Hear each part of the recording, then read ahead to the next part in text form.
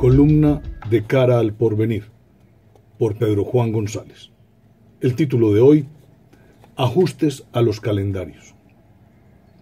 Para la historia del mundo occidental, el primer calendario solar tuvo su origen en Egipto. El primer calendario romano hablaba de 10 meses que iban de marzo a diciembre. Posteriormente, la propia Roma ajustó el calendario y se instauró el año de Numa, con 12 meses y 355 días. Apareció Julio César con su calendario juliano de 365 días y 6 horas, y finalmente el calendario gregoriano, vigente hasta hoy.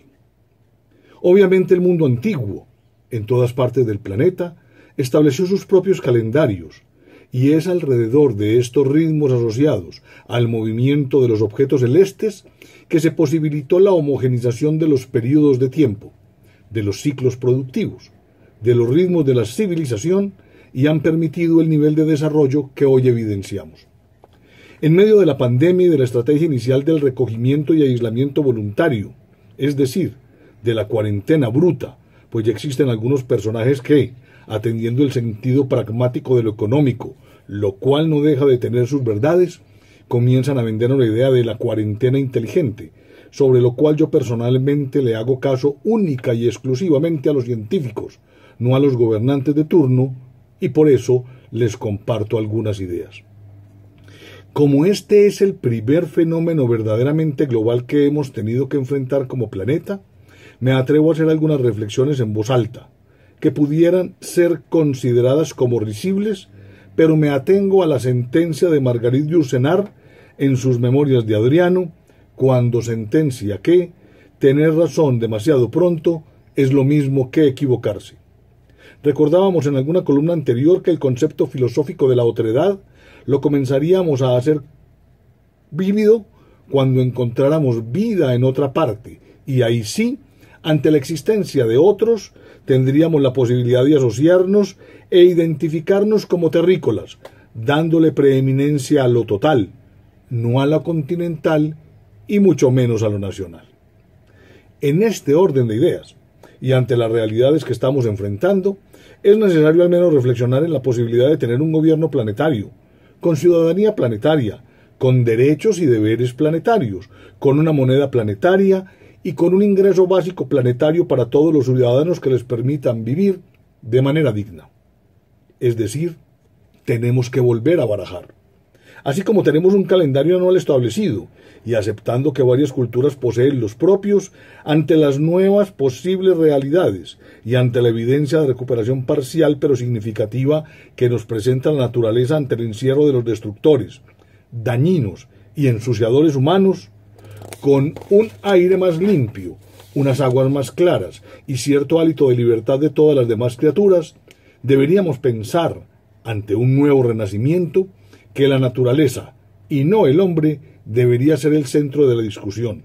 Que de los 12 meses de nuestro actual calendario, 10 meses sean empleados para trabajar, estudiar y desarrollar todo tipo de actividades que permitan una vida amable y digna para todos. Un mes para el descanso y el disfrute de los humanos y un mes de recogimiento voluntario para reposar los espíritus y para que descanse la tierra. Ingenuo, bobo, simplista, pues como respondería un muchachito malcriado, sí. ¿Y qué? No quiero volver a ser testigo de cómo un fenómeno recurrente a través de la historia cogía a este planeta mal parado, con algunos gobiernos irresponsables, otros gobiernos improvisadores y algunos otros tratando de hacer las cosas bien, en medio de las restricciones y exigencias de todo tipo que deben enfrentar. En la edad de oro de la ciencia y de la tecnología, y coincidencialmente en medio del agotamiento y decadencia de todos los relatos vigentes, es necesario repensar el asunto, pues seguir haciendo más de lo mismo no parece ser lo razonable. No tenemos que imaginarnos la implementación de 1 millón de medidas para reforzar lo que estábamos haciendo, sino que debemos generar unas acciones de redespliegue que nos permitan volver a reiniciar, con algunos planteamientos y con algunas estrategias nuevas. Esperemos que la institucionalidad actual, exhausta y desprestigiada, nos ayude a salir adelante para que podamos repensarla entre todos. La sensación que queda es de una enorme fragilidad de los sistemas de salud y la debilidad de la mayoría de las empresas, que a lo largo y ancho del planeta ponen el grito en el cielo con el argumento de proteger los empleos, pero ante la realidad de que solo tienen caja para sobrevivir 1 o 2 meses, lo cual las convierte en actividades económicas y en negocios, pero distando mucho de alcanzar la categoría de empresas. Estamos desnudando una economía global que es una bomba de jabón, por decirlo dulcemente, y no tener que denominarla como lo que es, una bomba de tiempo basada en la especulación y en el mercado de futuros. Mi agradecimiento a los miembros de los sistemas de salud que han cumplido con el juramento de Hipócrates que hicieron al momento que juraron al graduarse como profesionales de la salud.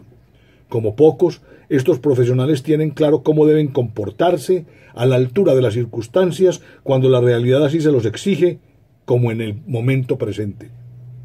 A todos los campesinos que en medio de su marginalidad consuetudinaria permiten, junto a todas las personas que hacen parte del engranaje logístico, que tengamos con qué comer en medio de nuestro encierro.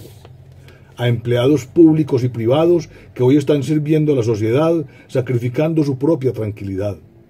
Por último, y para aquellos que todavía tenemos memoria, ¿qué falta nos está haciendo hoy el tener una organización como el Instituto de Mercadeo Agropecuario IDEMA, cerrado por algunos gobernantes torpes hace algunos decenios porque dizque era un foco de corrupción?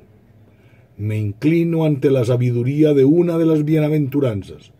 Bienaventurados los pobres de espíritu, porque de ellos es el reino de los cielos. Amén.